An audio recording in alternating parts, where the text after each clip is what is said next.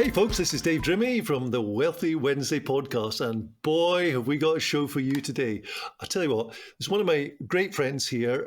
His name's Harlan Hammack, and he's come all the way from the US of A. In fact, Harlan, welcome to the show. You were living in Atlanta, and you've been a bit of it roving around recently.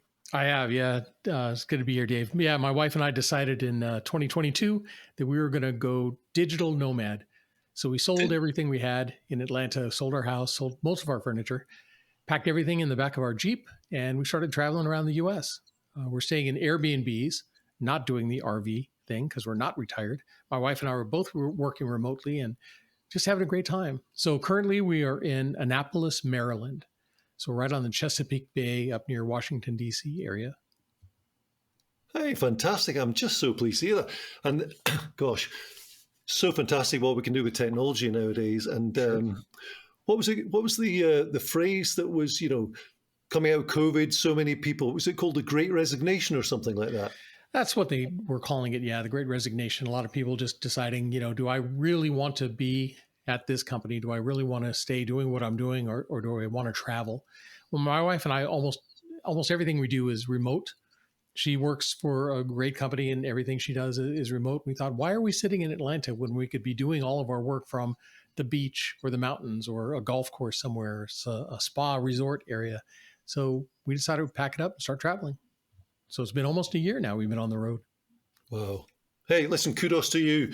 And I'm sure there's many of the folks listening to this are getting a little bit jealous right now. But today, Harlan, and thank you very much for coming and joining us from Annapolis and Maryland, because it's just so good to have you here.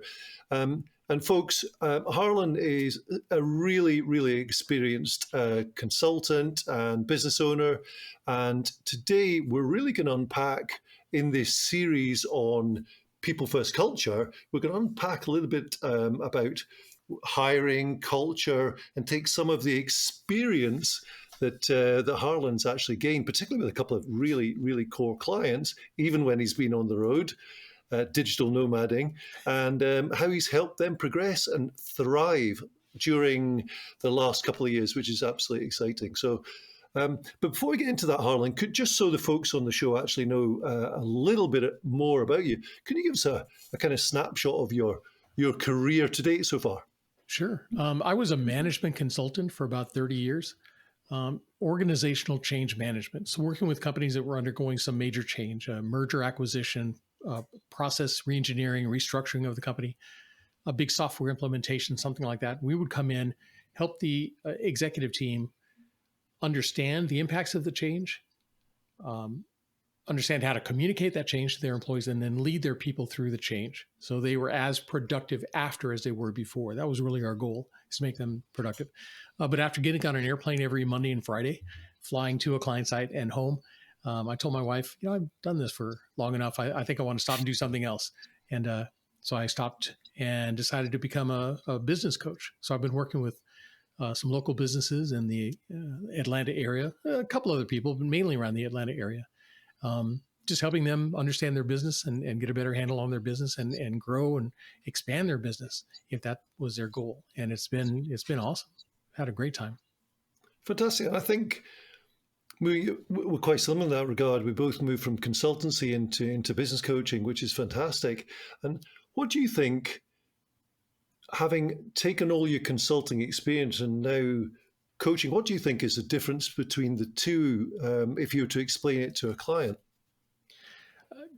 The people that I have explained it to, the real difference between consulting and coaching, you hire a consultant because they know more about the subject than you do, right? You're calling them in because you don't have that specific skill set, and they come in and do the work for you. They have deliverables they give to you at the end, right, and collect their paycheck and off they go. From a coaching standpoint, my goal is to help you understand your business better. I don't come in with a lot of business knowledge for your specific industry, but I come with a lot of collective business knowledge. I've got a toolkit that I can draw from, right? 25, 30 years of consulting experience that I can draw from to help you out. So my job is really to ask a lot of questions to get whatever the strategy is in your mind as clear as it can possibly be, and then help you set your plan and then hold you accountable for achieving that plan. That's really what it is understanding, helping you be aware of the possibilities in your business, the education of business best practices, and then the accountability. Outstanding. I think that's. Thank you very much for sharing that, because sometimes it's people do get confused, and the way you laid that out was marvelous. And so, quick question for you: when, with all that experience, you must have been into some companies where there's been a toxic culture, and others where there has been a wonderful culture of serving each other and working together as a team. Can you share some stories of maybe either side of the spectrum? Yeah, quite a few. There are a lot of places that I've worked that the culture was toxic, and mainly because you had people set up to where they were competing, or they felt they were competing against their colleagues, competing for raises, competing for recognition, whatever it happened to be. And those people, they keep knowledge to themselves. They don't share. They don't help. If they see somebody struggling, they point the finger at them. Look, they're struggling, but I'm not. So they can keep that spotlight on them. That's very toxic. I worked for one company that was the exact opposite. We had people, it was a big project, a big software implementation project. And when somebody got done with their work, they went around to all the cubicles, knocking on the cubicles, asking, what can I do to help you? How can I help? And they would do almost anything, right, to try to get things done, because that was the way that their company was set up, is that we live or die as a team. We survive, we grow, we thrive as a team. And so everything was focused on teamwork. And if somebody was struggling and you didn't at least offer to help, you had a conversation, right? You took a little walk outside the building to have a conversation about that, because that was what was so important. And that's what I try to get in with my clients, is that you want to try to build a team that isn't out for individual recognition. They're trying to do whatever it is they can to make the company as successful as possible. Because if the company grows, everybody benefits, right? So with the business leaders, the business owners, I try to teach them, take care of your employees. If you take care of your employees will take care of your customers will take care of your business, and your business will ultimately take care of you. And that's really what you want to do, is try to get that thriving kind of culture going in your business. Thank you again. Wise words, just fantastic. Actually, I really appreciate that. And so, a couple of things going on in here. So, if a business owner comes to you and you go in and you spot some deficiencies in culture, what would be the first area that you might work on? So if you take a company through a process, and tell I'm using the consultative language here, but taking a company through a process of changing culture, what would be the kind of ABC of success that you would take people through? What I try to do is start with the core values, right? Everybody has a set of core values, whether you acknowledge it or not. Every decision you make is based on your personal core values. Well, same thing in business. You set up the core values of the business. What are we in business for? What are we trying to accomplish? Why are we doing what we do? I help the company set up their core values and then teach everybody in the company, these are our core values. So every decision the employees make are based on those core values. If they aren't making them on the core values, who knows what they're using as their foundation, right, for their decisions. One client that I'm working with, Michael, we're doing that. We put these core values in place, slowly teaching everybody. At every Monday morning meeting, they go through the core values again to let people know this is exactly what this means to us. Things like integrity, honesty, integrity to me are kind of table stakes. If you're not honest and integrous, you probably shouldn't be in business to begin with. But there are other things, the customer service, the support, the resilience, things like that, really define who you are and what you do. You want to set those core values and then teach them to all your employees, and then hold your employees accountable for demonstrating those core values every day. And that's one of the things we're trying to do with Michael. The EOS program that we're putting in place at Michael's, that is a big piece of the EOS program, is putting together what they call their people analyzer. It starts with your core values. And then each one of those core values are some of them are more important than others. So some are a plus on the scale of plus, minus, or minus. The pluses you have to emulate this 95% of the time in business. The ones that are plus minus, at least 50 to 60% of the time, you need to demonstrate this, right? And then there are no minuses. Everything is a plus or plus minus. He holds his employees accountable to those. And anytime the employee does something wrong, they're called in, they're shown the people analyzer, and they show where they fell below that benchmark and what's expected to get them back into play. And it's done wonders for the team, just the way that they're conscious of what they're doing and why they're doing it. And if they're ever asked, why did you make this decision? They can point to the core value and say, I was upholding that core value. You know, we said our customers come first, customer satisfaction. I was trying to satisfy the need of the customer. And at that point, there's no argument, right? You have a discussion. Here's what I'd like to see next time. But at least they were trying to do what the core value was for the company. And so it really, really helps everybody kind of pull everybody together, and they see what other people are doing and what they're getting recognized for, or what they're getting spoken to about, you know, something they fell below the line. It gets everybody in the game and everybody is playing. And so it's really done wonders for their culture. This is so exciting. Our mutual friend Simon talked about a client that he's actually got where they installed a core value of kindness. Mm-hmm. Now, what makes that unusual is it's a construction company, which isn't often symbiotic with kindness. In what's actually happened, if I remember the story correctly, what's actually happened is the kindness is going out to the vendors, the supply chain, to the clients, but it also goes out into the community as well. And this simple tact of adopting kindness has made the whole company perceived as being different in the local community, and it's driven business up hugely, which is amazing. The second week story, last week I was working with a client, and they are a mechanical services company, big company, 10 million a year plus and growing, and something was missing. So I went into what you talked about there, and we talked about core values and the why of doing it. And this exciting entrepreneur couldn't believe what was going on. He couldn't believe what he was seeing, and the simplicity of what we talked about, as well as the fact that what's going to happen is he's going to implement his core values, not corporate core values, his core values into his business and then teach. But that leads me to the question, how can you take the core values in Michael's, other than on a weekly basis, almost indoctrinating them, how can you help the core values be adopted within the company? Because clearly some people might not agree with it and they might want to leave, for example. We came up with a couple of those where Michael's idea of the core value wasn't exactly the same as the employees. You know, their interpretation of it, their definition of it was a little bit different. So they talked about it. And Michael asked them, what does this mean to you? What would you expect to see if somebody said, this person is this? What would you expect to see from them? Or if I asked you, somebody in your family, a teacher you had, a coach you had, if you were to say that they were X, how would you describe them? You know, what would that look like?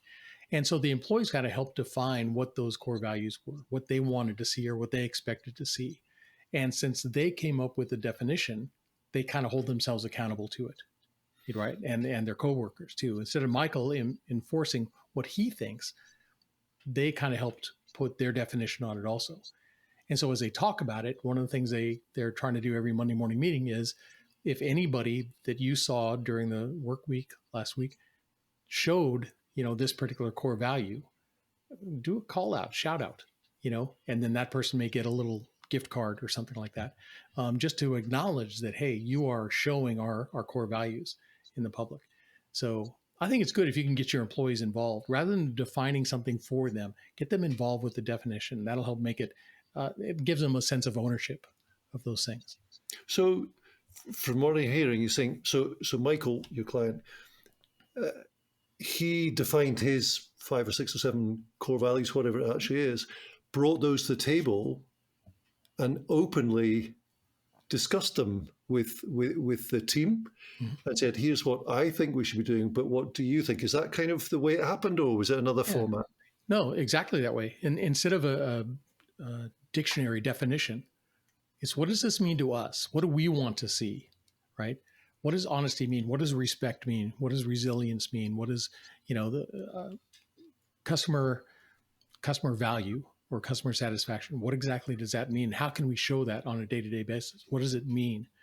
And he'll come up with scenarios every once in a while. If you go to a client and this is going on, which core value is that hitting, and what do we need to do to get back on track? So they're constantly thinking about what it means to them. And I think that brings it alive, rather than just having a book definition. Huh.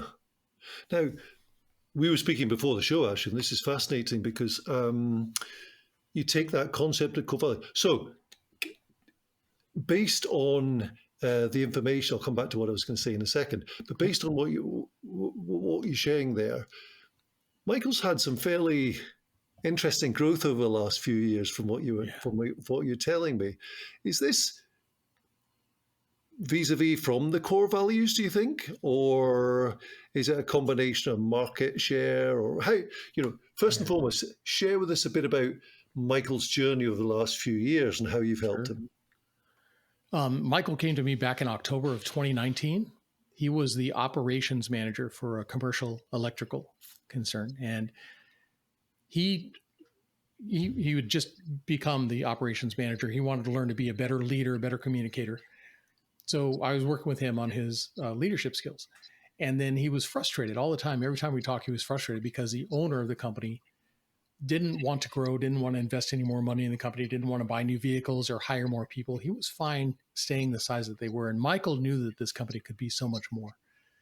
So I told Michael, well, you have two choices. You can either start your own business in direct competition, or you can buy this guy out, buy the company from him, And so he talked to his wife and they decided that's what they're going to do. So they made an offer and they bought the company. So in October of 2019, he became the owner of this commercial electrical company. Wow. That year they did about $750,000 in annual revenue. So not much. They were kind of a small company. Last year, 2022, he closed at $5.2 million. Wow. The growth. That's outstanding. It was just phenomenal. It's been about 34% year over year, I think. And it wasn't any one thing. It was a combination of things. Number one, Michael reads a lot and wants to be the best leader he can. So I give him all the kudos for that. But we put the spotlight on his numbers. He didn't really understand the numbers in his business, what they meant, what he did influence those numbers and how his employees influence those. So we looked at those numbers quite a bit. They had some issues where they would close a project in the field and it would take them almost a week to get all of the POs and all the photographs and all the notes in their system and everything like that. Bring it in-house, it would take almost another week to get it closed in-house before they would invoice the customer. And then the customer is taking 45 to 60 days to pay. So he had this huge scale, right, of time where he was out of pocket for all this money. So we started focusing on those numbers. What can we do? Put the processes in place to close out the jobs. So now they're doing them in 2 to 3 days at the most. Internally, less than 2 days, they're getting that closed out and the invoice out. And now they're starting to bring their AR, their accounts receivable, down. So the numbers are just, when they invoice within 30 days, they've got the money in their pocket. So it's really helping out. So we found that when we put a spotlight on something and really focused on it, got the people who were involved in that process, involved in the conversation. What can we do to make this better? They all came up with ideas and we put those processes in place and it started to work out. So that was a lot of what it was, is just shining a spotlight on the things that weren't working. And once we got those into play, turn that spotlight onto the next thing. So we're looking at things like their profitability, of course, but their billable hours. They had a lot of guys that were logging in to their system online and then driving 2 hours up to the client side. Well, they couldn't really bill the client for that time when they weren't clocking out for lunches. They weren't clocking out at the end of the day. So the time scales were really mixed up. So we're putting in processes to where we can track them a little bit better to make sure that the client is getting billed for every hour that the guys are actually working, but the company is not paying any of this extra, for them running around. And just like I said, focus on one thing at a time, figure out what that number is. How are you going to track that number. What's the metric you're going to use? And then once you get that dialed in to where you want it, go on to the next number and tweak that. And so we're just slowly, process by process, going through and making sure things are working. And it's paid off. It's absolutely paid off. Fantastic. And it seems to me that the core of what you put in place, about the core values, if you like, it's like somebody described to me recently, your core values are a bit like your body core. If they're not strong, you're not going to be able to stand up. And so if the core values are in place, you're looking at the metrics to make it work.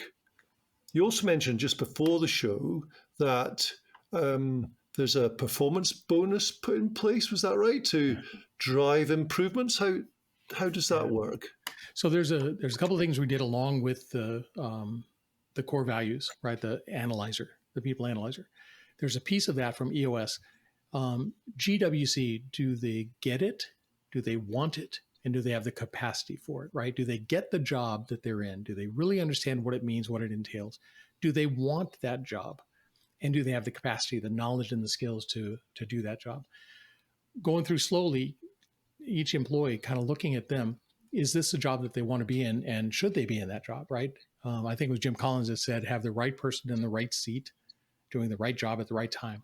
That's what we're trying to do, is make sure that these guys, if they want to be, and I don't know all the commercial electrical, bits and pieces, the certifications they have, but if this is what you want to do, then I'll get you certified so you can do that. If that's really what you enjoy, because I want you to enjoy your job while you're here. If somebody else is better, maybe at the warehouse inventory type control, pull them out of the field and put them on the inventory control. If that's really where they're at, and they're good, got a head for numbers and everything, try to get them in the right seat so they're doing the right thing. So we're trying to do that as much as possible. The other piece we're trying to put in is a bonus structure. If the company succeeds, everybody should benefit, right? He's paying a good salary to all the guys that are in the field.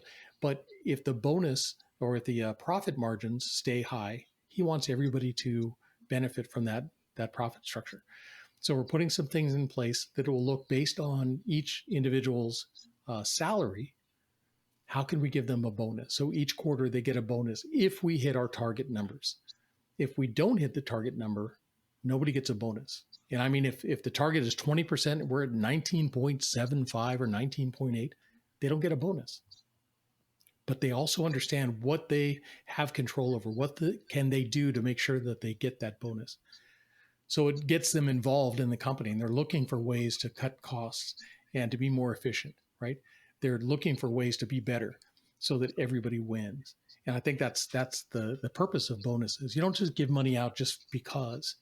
If people get a bonus and they don't have to do anything for it, then they're not really going to stretch themselves. They're not going to go out of their way. Tie the profitability of the company and the success of the company to the bonus, but also tie some of the personal things.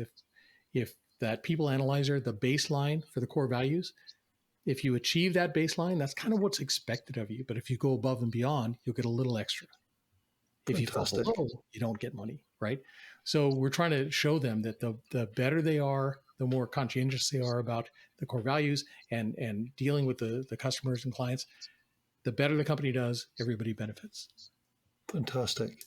I just find that is just the growth from 700,000 to 5 mil in such a short period of time, 2019 to 2022, is just absolutely fantastic. But what I'm sensing here is that there's buy-in through the core values. So if somebody's not pulling their weight, possibly they will be encouraged by other people within the company to pull their weight, because the performance bonus is there, so the winning side, but there's also the camaraderie side of not letting your team down. Would that be fair to say? Absolutely. Yeah, the peer pressure, right? Yeah. Because if somebody sees you doing something that's going to cost the company extra money, somebody is probably going to pull them off to the side and say, hey, you're messing with my bonus now. Let's get back on track with this. And so far, so good. But we wanted to make sure that it was something that the employees had control over, right? You don't want to dangle a carrot in front of them without telling them how they can achieve that. So we made sure that they understand, if you do this, you get a small bonus. If you do above and beyond, you get a bigger bonus. And yeah, it's starting to pay off. So I'm excited about it. So, Lee, you mentioned employees, and particularly in the construction industry, but in other industries as well, the phrase I hear a lot is, "Oh, there's just nobody out there in the industry." Yeah. Well, my personal feeling is there's some fantastic people out there that are just working for the competitors. So, when it comes to the hiring of these brilliant employees, do you have a process that you can take people through? I think you talked once before about the kind of route to fruit, the just kind of bringing the right people in. Is there a process that you help with your clients to make sure they get the right people in the company? First of all, you want to be a company that they want to work for, right? A lot of times, a company becomes big and large, and everybody knows who they are. They've seen their vehicles or their logo everywhere, and it's like, wow, I want to go work for them. They seem cool. They're big. The guys love working there. They nice vehicles, nice uniforms, whatever it happens to be. It makes people want to work for you. So that's one thing we wanted to do, is make sure that we get the employees. They're paid well, a little bit better than most of the other people in the industry here in the States. They're paid very well. They've got great benefits. And like I said, if you want to specialize in this, we'll help you specialize in that, right? If you want to do something different, we'll help you do that. So we're constantly working with the employees to make sure that they're getting something out of it. Working for Michael's company, they're actually gaining something themselves. And that's important. When we bring people in to talk to them, that's one of the things we talk about, is not so much the skills, it's the attitude. We want to try to hire for the right attitude. If somebody comes in and they're very team-oriented, helpful, you can bring them in and teach them what you need them to know.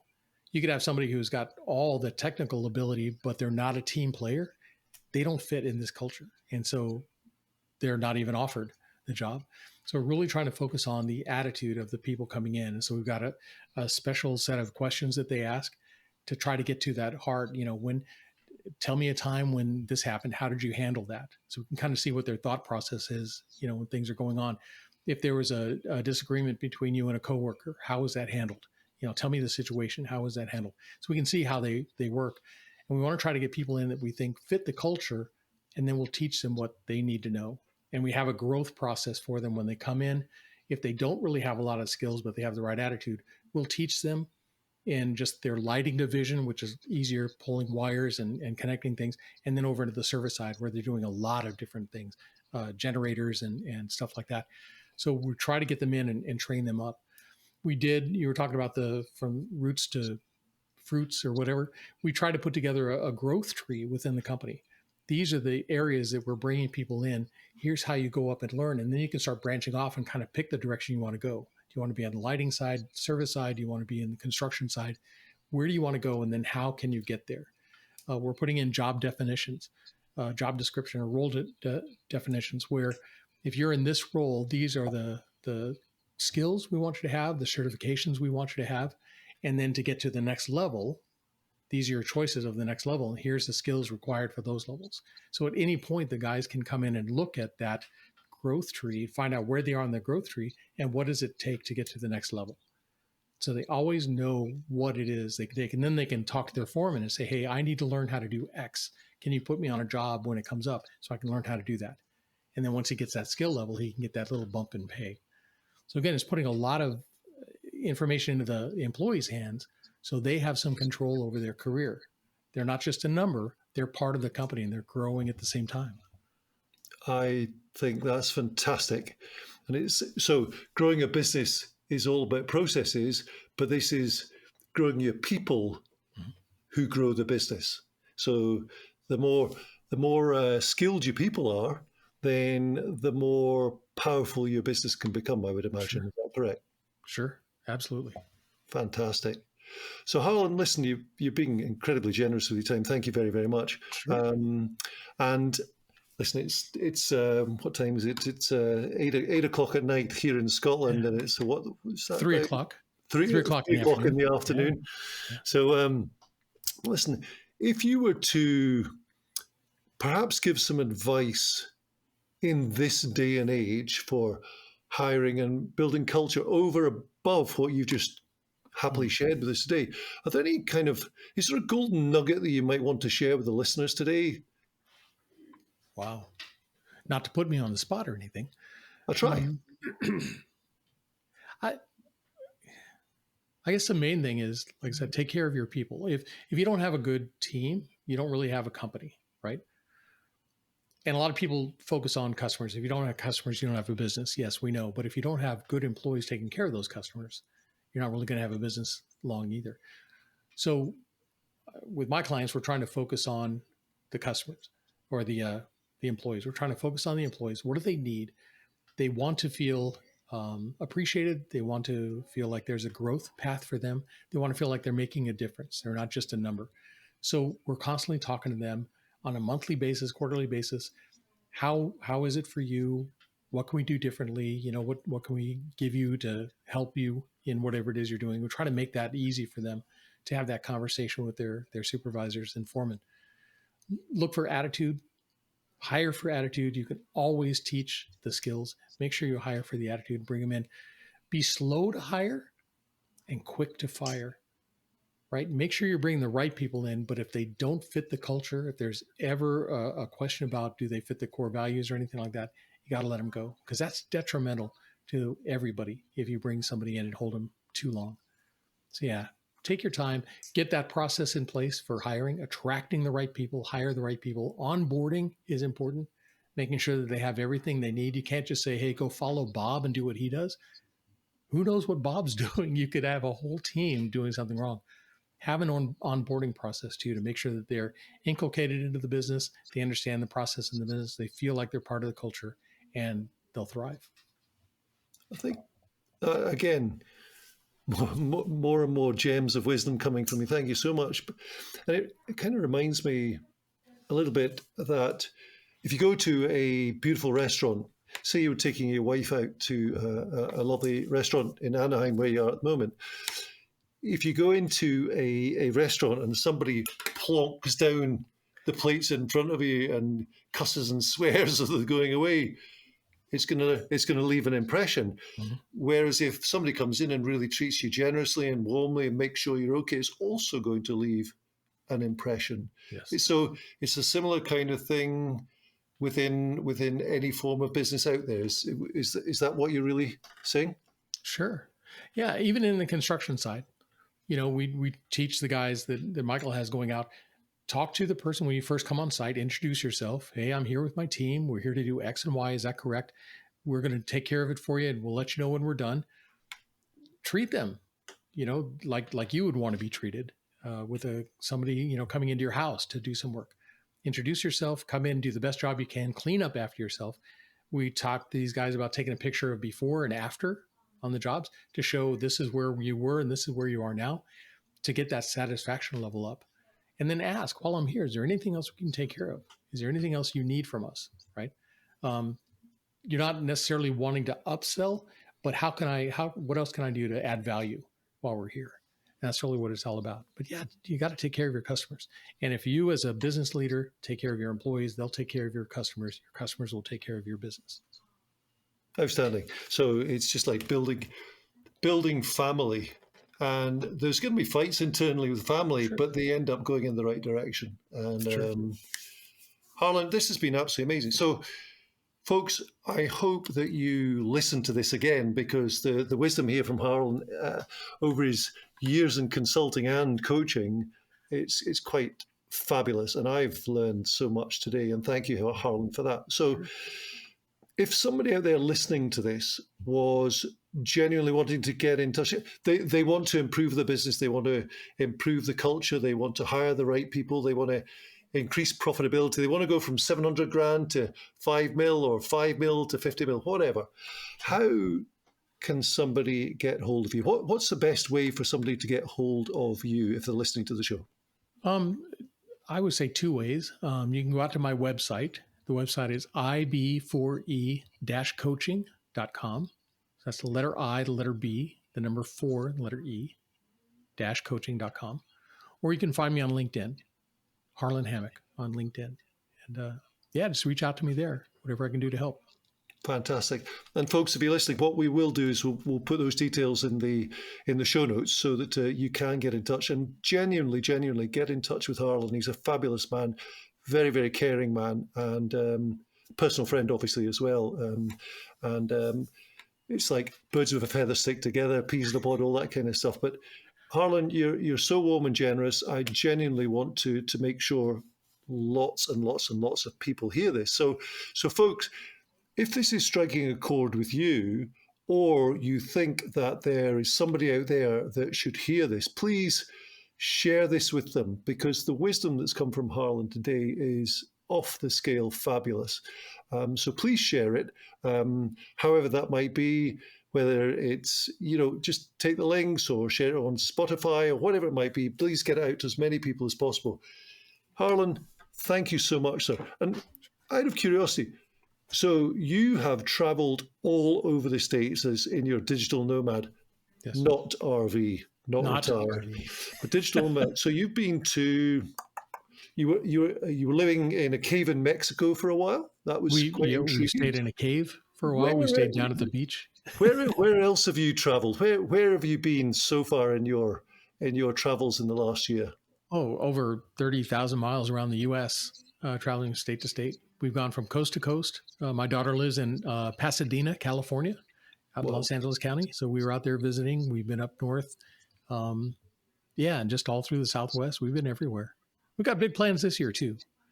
Where are you planning on going this year? We're going to we're up here in Annapolis until the end of February.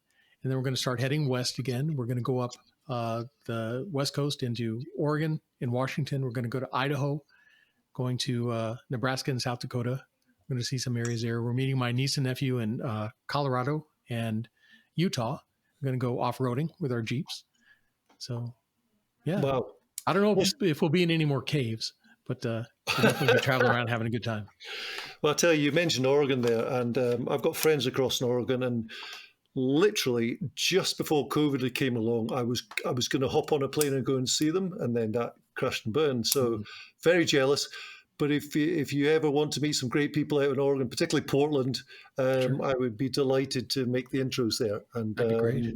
I'm sure they'll share a beer or at least a coffee with you anyway. So perfect. So I drink Harlan, both.